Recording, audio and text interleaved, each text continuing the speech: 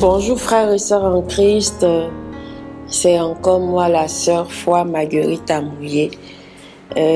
Comme j'avais commencé cette série de témoignages des miracles qui ont été faits dans ma vie par le Seigneur Jésus-Christ.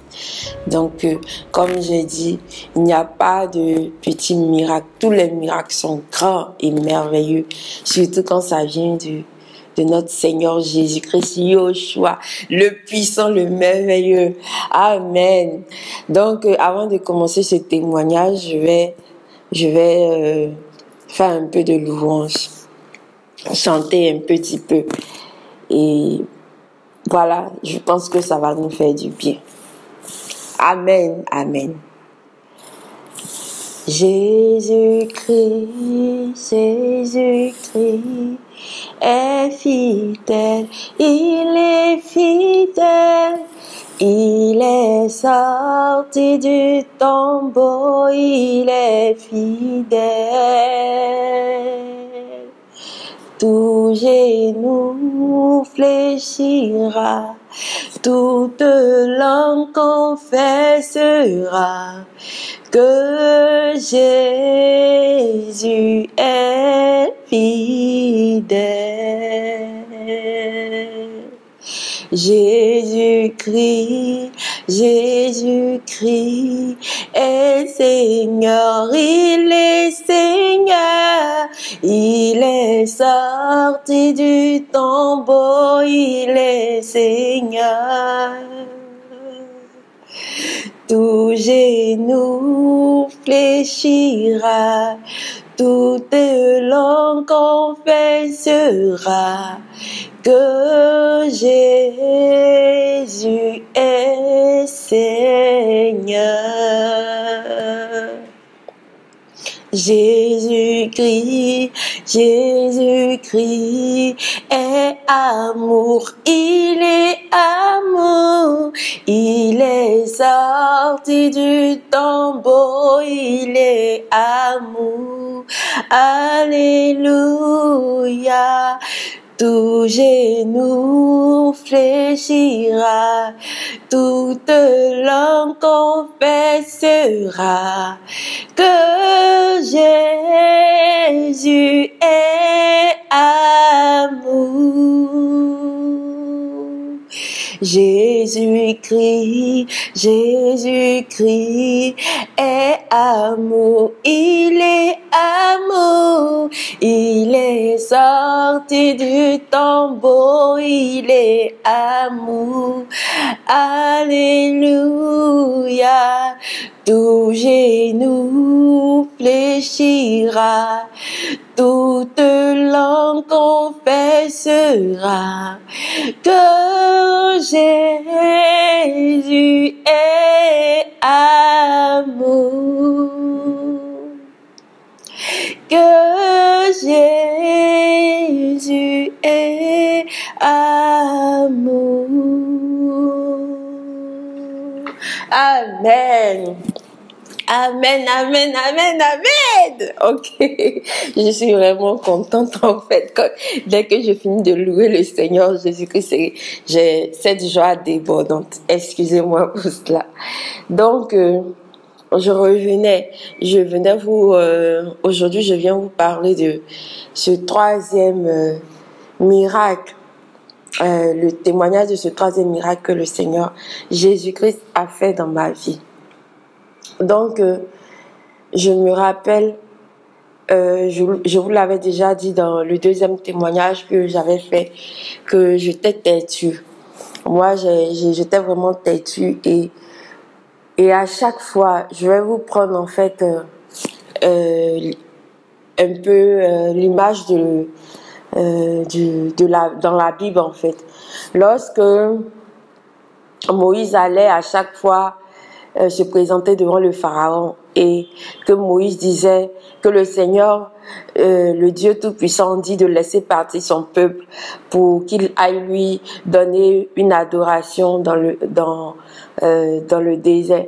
Et à chaque fois, lorsque Moïse se présentait devant le pharaon. Quand le pharaon n'acceptait pas, il y avait une série de punitions qui se mettaient en place. Et dès que la punition commence, le pharaon appelait Moïse pour lui dire de venir se présenter et qu'il allait laisser partir le peuple de Dieu à chaque fois. Et à chaque fois, comme Moïse priait Dieu pour que les fléaux s'arrêtent, pour que la punition de Dieu s'arrête, le pharaon s'entêtait toujours quand même à pouvoir garder le peuple Israël. Donc cet entêtement, en fait, quand je lis la Bible, je m'y retrouve. Je retrouve cet entêtement que j'ai eu par le passé. Et donc, moi, je suis mieux placée, je ne peux pas blâmer le pharaon. Non, je ne peux pas le blâmer parce que j'ai été pareil. J'ai fait pareil avec le Seigneur Jésus-Christ.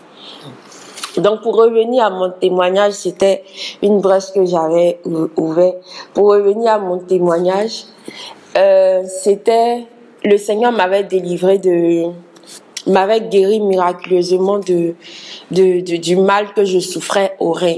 Quand le mal est passé, je suis restée tranquillement pendant quelques semaines tranquilles. Je ne péchais plus. Comme je vous l'avais dit, je faisais je faisais beaucoup de choses qui n'honoraient pas le nom du Seigneur Jésus-Christ, excusez-moi. À chaque fois, je sortais, je buvais, je faisais des rencontres, je sortais, j'aimais la vie, j'aimais la fête. J'aimais également aussi que tout le monde soit mes amis. J'aimais plaire aux autres, j'aimais tout faire pour plaire aux autres. Comme je l'avais dit, je me sentais toujours cette différence en moi quand j'étais petite. Et donc, quand le péché s'est offert à moi, je me suis dit, bon, c'était une opportunité d'être comme les autres, de faire comme les autres et de ne pas être mise à part, d'être identifiée aussi comme les autres. Donc, j'ai continué dans ce péché-là. Et beaucoup de choses m'étaient arrivées. Le Seigneur m'en avait délivré. J'aurai l'occasion de pouvoir faire une vidéo aussi pour ces choses-là. J'ai été plusieurs fois attaquée par Satan. J'ai été plusieurs fois, je ne sais pas comment on vous le dit, mais les agents sataniques se sont plusieurs fois approchés de moi dans le but de me sacrifier, dans le but de me tuer, dans le but de prendre mon âme. Mais à chaque fois, le Seigneur m'en délivrait. À chaque fois, c'était tout le temps pareil. Le Seigneur m'en délivrait. À chaque fois, quand il me délivre, je faisais cette promesse au Seigneur. Je dis, Seigneur, je vais arrêter toutes mes bêtises. Je vais te suivre. À partir d'aujourd'hui, je vais te suivre. Mais c'était des paroles qui ne trouvaient pas leur aboutissement. À chaque fois, quand je disais ça, je mettais un répit dans ce que je faisais de mal et après, je recommençais. C'était tout le temps comme ça. Et jusqu'au jour où le Seigneur a fait ce miracle-là pour moi. Ce miracle-là a été, en fait, le miracle que je vais vous expliquer maintenant, a été le fil déclencheur. C'est-à-dire, c'était la phase réellement où j'ai décidé réellement de suivre le Seigneur. Où, lorsque j'ai pris cette décision de suivre le Seigneur, je ne me suis plus retournée en arrière pour regarder les choses passer. J'ai foncé tout droit devant et je n'ai plus regardé en arrière parce que je voulais suivre le Seigneur Jésus-Christ. Donc, je vais vous expliquer comment ça s'est passé. Donc, c'était une nuit du samedi.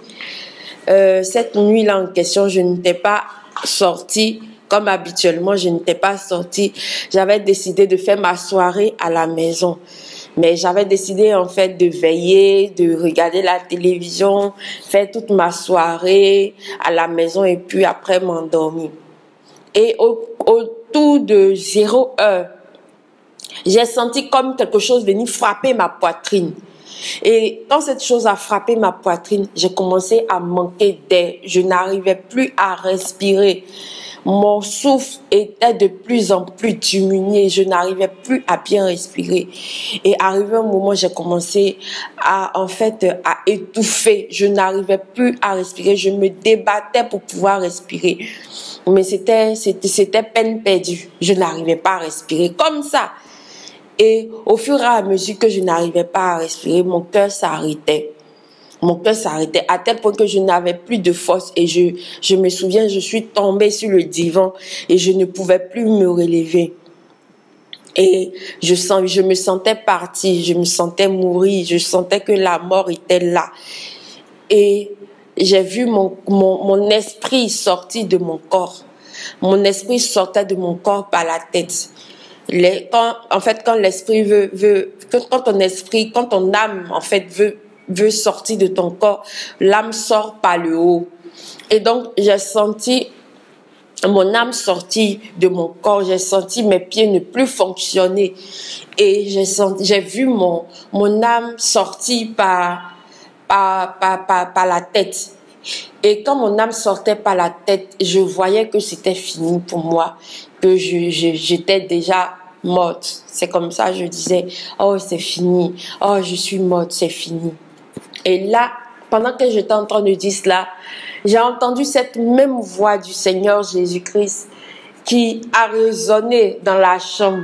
Cette même voix que j'avais entendue lors de la deuxième guérison. Et cette même voix, je l'ai entendue encore audiblement dans la maison, dans ma chambre. Et le Seigneur a crié, attrape ton âme et remets ton âme en toi. Et bien aimé, frère et soeur, je ne sais pas comment cela s'est fait. C'est comme si le Saint-Esprit était rentré en moi en ce moment même pour pouvoir faire cela. Et j'ai attrapé mon âme, j'ai attrapé mon âme et j'ai remis mon âme dans mon corps. Quand mon âme est rentrée dans mon corps, mon cœur s'est remis tout d'un coup à battre. Donc, mon cœur s'était arrêté quelques secondes. Mon cœur s'est remis tout d'un coup à battre. Mais ça battait très fort. Mon cœur battait vraiment très fort à tel point que je n'arrivais plus à canaliser mon rythme cardiaque. Je n'arrivais plus. Je n'avais plus le contrôle sur mon rythme cardiaque. Mon cœur battait à un rythme accéléré. Ça battait. Vous voyez, quand tu cours, tu fais une longue course et que, arrivé un moment, ton cœur bat vite. C'est comme ça, en fait, mon cœur battait vite. Et il était 0 heure. Mon cœur a battu à cette intensité de 0 heure jusqu'à 7 heures du matin. Je vous le dis, mon cœur a battu comme ça, de 0 heure jusqu'à 7 heures du matin. Et je ne suis pas morte. Alléluia. Alléluia. Et pendant la nuit, j'appelais. Tout ce que je pouvais appeler, je les ai appelés. Mais tout le monde dormait. Personne ne pouvait en fait me venir en aide. Parmi toutes les personnes que j'ai appelées, une seule personne a pu décrocher mon appel. Mais cette personne était vraiment loin. Et c'est la personne qui était vraiment loin de moi qui a pu en fait décrocher l'appel. Dieu voulait me montrer que dans ces conditions-là, aucun homme ne peut faire quelque chose pour toi si ce n'est que lui seul. Et donc, quand j'ai appelé cette personne m'a dit, mais ton cœur bat vite, essaye de prendre de l'eau chaude, de l'eau un peu tiède, essaye de mettre ton pied dans de l'eau tiède en espérant que ton cœur aille mieux. Mais c'était peine perdue. Je sais pas, j'avais cette force aussi surnaturelle parce que je vivais seule. J'avais cette force surnaturelle aussi de pouvoir me lever pour pouvoir faire ces choses-là. Donc effectivement, j'ai essayé de chauffer un peu d'eau et je l'ai mis dans une bassine, j'ai mis mes pieds. Dès que j'ai mis mes pieds dans l'eau, mon cœur a commencé encore à battre plus vite. Je ne pouvais pas le supporter. Je ne pouvais pas le supporter. Et j'ai enlevé mon pied de l'eau. Donc, je suis sortie. Cette nuit-là, il pleuvait fortement. Il pleuvait fortement. Je suis sortie pour crier à l'aide, pour crier à l'aide aux voisins. Quand je suis sortie, parce que j'habitais en ce moment à l'étage et j'étais au premier étage. Donc, puisqu'il avait plu, la pluie était tombée, au rez-de-chaussée, en fait. Donc, je suis sortie comme ça, sans porter de chaussures, rien, dans la panique pour pouvoir chercher un secours, en fait. Donc, quand j'ai marché dans l'eau de pluie, j'ai senti que l'eau de pluie était chaude. L'eau de pluie était chaude, mes frères. C'est comme si ils avaient chauffé de l'eau et puis ils avaient versé à terre. Partout où je marchais dans l'eau de pluie, l'eau était chaude. J'ai compris en fait plus tard que c'était le Saint-Esprit en fait qui était en moi qui faisait ces choses-là. Mais j'avais en fait cette force surnaturelle de faire tous ces mouvements. Pourtant, c'était pas vraiment possible. Mais le Saint-Esprit qui était là en moi à ce moment-là faisait que ces choses-là devenaient possibles. Et donc, j'ai cherché de l'aide et j'ai eu de l'aide. En ce moment, on avait quelqu'un, un gardien qui veillait sur le bâtiment, qui est venu à mon aide, qui est venu à mon secours. Mais lui-même, il était aussi impuissant. Je lui ai passé le téléphone pour appeler des membres de ma famille. Il a appelé sans cesse, appelé et réappelé. Tout le monde dormait à ce moment-là. Personne n'a pu décrocher mon appel. Donc, au fur et à mesure, mon cœur ne s'arrêtait de battre aussi fort. Au fur et à mesure, je perdais des forces. Et je m'endormissais. Quand je veux dormir, le Saint-Esprit, il y avait quelqu'un dans la chambre qui me réveillait, qui me tapait. Lève-toi, ne dors pas. Mon cœur battait vite. À chaque fois. Et plus ça battait vite, plus j'avais sommeil. Plus je voulais dormir. Mais le Saint-Esprit ne me permettait pas de dormir. Je suis restée éveillée avec ce cœur qui bat là jusqu'au matin. Le Saint-Esprit ne m'a pas fait dormir. Parce qu'il savait que une fois que je fermais les yeux, j'allais partir. Et le matin, j'ai pu joindre la famille et on est allé à l'hôpital, d'urgence à l'hôpital. Dès que je suis arrivée à l'hôpital, dès que mon rythme cardiaque aussi a cessé de battre fort, de la manière dont mon rythme cardiaque battait fortement, dès qu'on est arrivé à l'hôpital, dès que mon rythme cardiaque aussi s'est arrêté de battre aussi fort. Le Seigneur voulait me montrer que, en fait, le Seigneur voulait pas qu'on touche à sa gloire. Parce que si j'avais été sauvée par les médecins, j'allais dire demain que ce sont les médecins qui m'ont sauvée. Alors que ce ne sont pas les médecins qui m'ont sauvée. C'est Dieu lui-même qui m'a sauvée. C'est Dieu lui-même qui a intervenu pour moi, qui m'a délivré de la mort lorsque mon âme partait. C'est Dieu qui a remis mon âme dans mon corps. Amen. Alléluia, Hosanna, gloire à Dieu. C'est Dieu qui a remis mon âme dans mon corps. Et pendant toute la nuit, il n'y avait personne pour m'assister. Mais le Seigneur était là dans ma chambre. Lorsque mon cœur battait fortement et que je veux m'endormir, je sentais quelqu'un me tapoter. Réveille-toi, ne dors pas. Qui peut faire cela si ce n'est le Seigneur Jésus-Christ?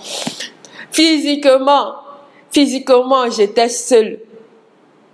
Mais spirituellement, le Seigneur était là.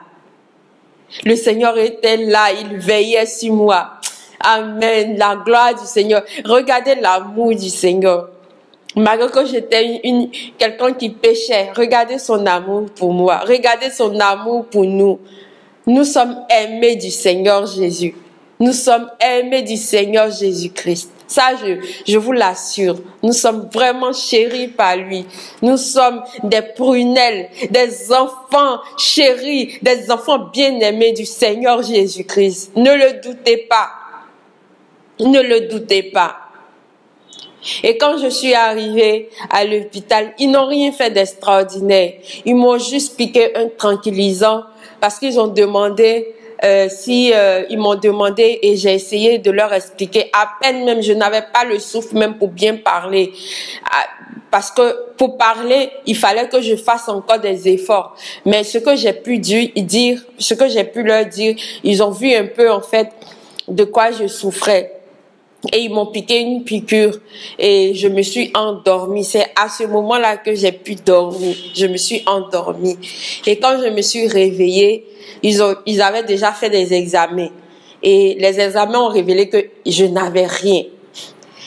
Je n'avais rien, mais pourtant moi je sais tout ce que j'avais subi. Je le savais. J'avais vu tout ce que j'avais subi. Mais les médecins m'ont dit que je n'ai rien. Et comme j'insistais, je disais que j'avais subi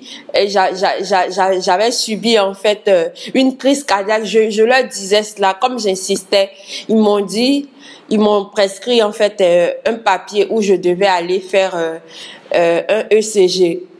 Oui, ECG, battement du cœur. Et donc je suis allée faire un ECG. Les battements du cœur ont révélé qu'il n'y avait rien, que mon cœur battait normalement, que le rythme cardiaque était normal. Oh, je savais ce que j'avais vécu. Tout ça, c'était le plan du Seigneur pour me montrer que aucun homme ne peut venir à mon secours si ce n'est lui seul. Et donc, après les ECG, j'insistais quand même tout le temps parce que constamment, quand j'ai eu en fait ce mal où mon cœur battait assez vite, je n'arrivais plus maintenant à respirer bien normalement. C'est-à-dire, actuellement, quand nous on respire le souffle de vie, tu sais que on inspire et puis on expire, on inspire et puis on expire. Mais moi, c'était devenu difficile pour moi de faire cela. Je ne pouvais plus inspirer ni expirer correctement. Quand inspirer.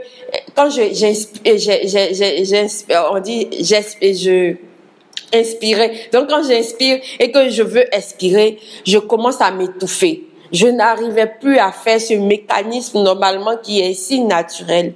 Moi, je n'arrivais plus à le faire. Et j'en souffrais. J'en souffrais parce que constamment, j'avais mon cœur qui se coupait. Quand mon cœur se coupait, le sang me montait constamment à la tête. Quand le sang me monte à la tête, je pouvais ressentir le sang dans ma tête. Je pouvais ressentir le sang dans ma tête. Et puis dans mes yeux, on voyait le sang. Mes yeux étaient tout rouges. Le sang venait sur les yeux. On sentait que je souffrais. Mais quand on partait à l'hôpital, on voyait que je n'avais rien.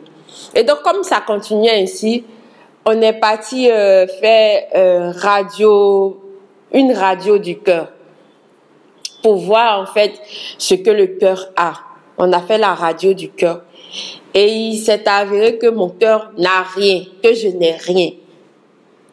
Donc, la médecine est impuissante face à cela. Donc, qu'est-ce qu'ils ont fait? Ils m'ont tout juste dit que peut-être c'est juste une crise de panique, tout ça. Alors que moi, je savais ce que j'avais vécu. Et donc, ils m'ont donné des comprimés, je dirais bien même que c'est des comprimés antidépresseurs pour me faire dormir. Parce que ces comprimés-là, quand je prenais un seul comprimé, et quand je prends un seul comprimé, je dors toute la journée. Et mes parents étaient obligés de me réveiller. Donc, à ce moment-là, puisque je ne pouvais pas repartir à la maison toute seule, où j'habitais toute seule, je suis rentrée en famille pour être suivie. Et donc, en famille, je prenais ces comprimés-là. Moi, ça me droguait, en fait. Tout le temps, je dormais. Tout le temps, je dormais. Même pour manger, il fallait qu'on me réveille pour manger. Et là, j'ai commencé, ça a duré. J'ai commencé à me remettre un peu aussi moi-même en question. Je me suis dit, mais pourquoi le Seigneur m'a fait revenir à la vie? Pourquoi le Seigneur m'a gardé en vie? Donc c'est qu'il y a quelque chose, c'est que le Seigneur veut faire quelque chose avec moi. Et puis, il faut que je le dise aussi, je paniquais tout le temps. À chaque fois quand en fait, quand en fait mon cœur se coupe, parce que pour un rien mon cœur se coupait. Si j'entends la musique un peu trop fortement, la musique, le son de la musique rentre dans ma tête et mon cœur se coupe. Si un objet tombe à terre, mon cœur se coupe. J'étais devenue si sensible au bruit, j'étais devenue sensible et mes nerfs étaient tout le temps tendus. Je souffrais intérieurement, mais personne ne savait de quoi je souffrais. Je souffrais moi-même intérieurement. Je souffrais. Et à chaque fois que mon cœur se coupait, à chaque fois le sang me remontait dans la tête. Et ce qui était miraculeux également, je me posais la question de savoir, mais tous ceux qui ont fait les AVC, tous ceux qui ont fait un AVC, quand je les vois, il y a un côté qui est paralysé. Soit je vois leur membre déformé. Mais pourquoi moi, je n'ai pas ce membre déformé? Pourquoi moi, je n'ai pas un côté paralysé? C'est que Dieu m'aime. C'est comme ça que j'ai commencé à raisonner. Je dis, c'est que Dieu m'aime. C'est que Dieu ne veut pas que tout cela m'arrive.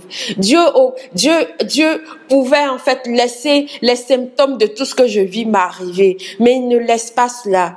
Ça veut dire qu'il m'aime. Donc moi aussi, je dois faire les efforts pour lui. C'est comme ça que j'ai commencé à raisonner.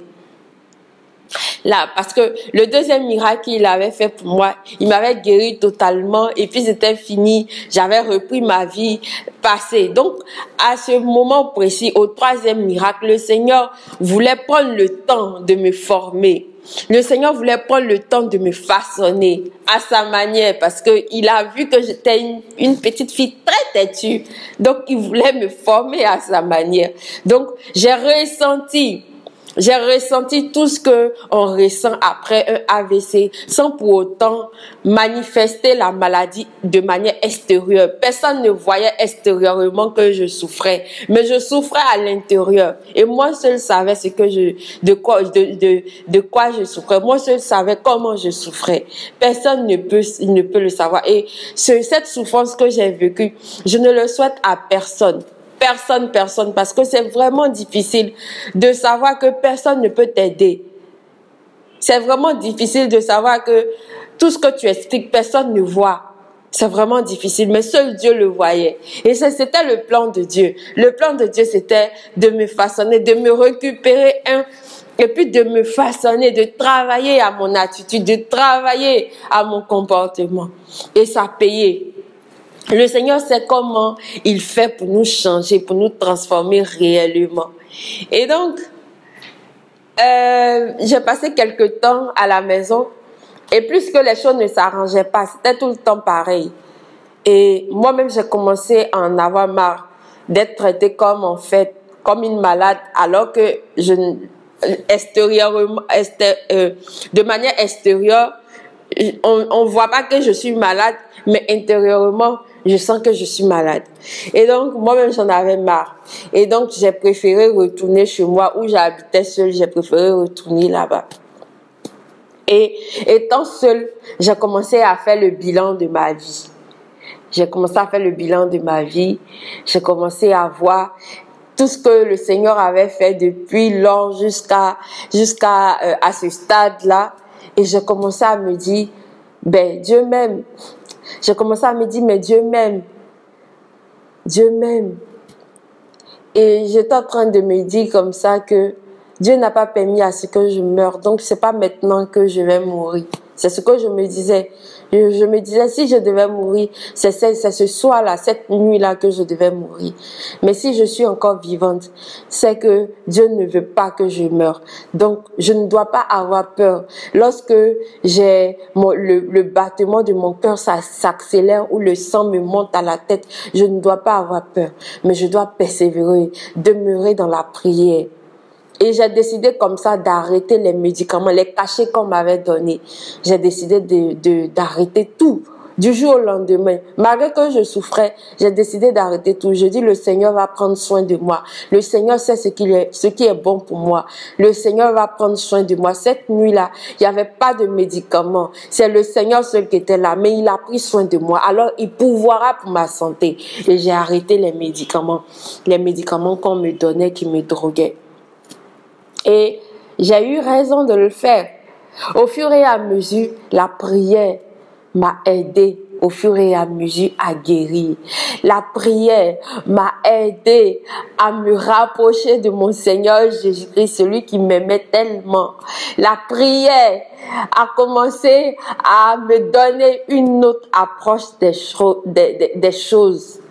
Frères et sœurs, j'ai compris que j'avais trop déconné, j'avais trop fait du mal à Dieu à ce moment précis-là. Et que c'était une grâce imméritée. Et donc, j'ai décidé, quelque temps après, je sentais un changement en moi. Ce que je faisais habituellement, par exemple, sortir, aller dans les boîtes de nuit, faire des rencontres, tout ça, j'avais arrêté cela. Mais pas bien. J'avais quelques brins de péché encore que je devais arrêter. C'est-à-dire, cette consécration totale-là, je l'avais pas saisie encore jusqu'à ce que je rencontre en fait un homme de Dieu qui m'a aidé dans ce sens-là, qui m'a dit que quand il m'a vu, il m'a demandé: est-ce que tu connais le Seigneur Jésus-Christ? Et je lui ai répondu comme ça, que moi je connais le Seigneur Jésus-Christ depuis toute petite jusqu'à maintenant, je le connais bien. Et le Seigneur cet homme m'a demandé, il m'a dit: mais moi je veux t'apprendre à aimer le manière autrement. Est-ce que tu as déjà tout abandonné pour le Seigneur? Je lui ai dit: non, je n'ai jamais fait cela. C'est comme si à ce moment précis-là, c'est le Seigneur même qui avait mis cela dans sa bouche, parce que le Seigneur voulait cela en fait. Voulait cela à ce moment précis de ma vie. Et quand il a dit cela, je ne voulais pas l'écouter, mais les choses, Dieu a fait de telle sorte que mon cœur puisse être réellement touché, parce que Dieu m'a confronté à des situations vraiment terribles qui a fallu que en fait je vienne à lui, sinon c'était la mort en fait. Soit je venais au Seigneur, soit c'était la mort. Le Seigneur a mis cela devant moi comme ça. Et j'ai choisi de laisser tout ce qui est dans le monde pour le Seigneur. J'ai choisi de tout laisser. Et je me suis consacrée ainsi au Seigneur. Je suis venue ainsi au Seigneur. Et donc, je ne me suis plus jamais retournée. Donc, bien-aimés, je veux vous exhorter à vous approcher du Seigneur Jésus-Christ, à expérimenter le Seigneur Jésus-Christ. Parce que ce qu'il a fait pour moi, il peut le faire aussi pour vous. Et il peut encore faire de plus grandes choses pour vous. Donc, je vous exhorte à vous approcher du Seigneur, à ne pas être des enfants rebelles ni têtus, à ne pas faire comme moi. La grâce de Dieu m'a toujours rattrapé, l'amour de Dieu m'a toujours rattrapé. Mais si la grâce et l'amour de Dieu ne m'avaient pas rattrapé, où serais-je aujourd'hui? Est-ce que j'allais me tenir devant vous pour vous raconter les bienfaits, les merveilles, la gloire de Dieu? Non. Non. Soyez tous bénis dans le nom puissant de Jésus-Christ. C'était mon témoignage concernant le 3e miracle opéré dans ma vie. Amen, amen, amen, amen. Gloire au Seigneur Jésus-Christ. Amen.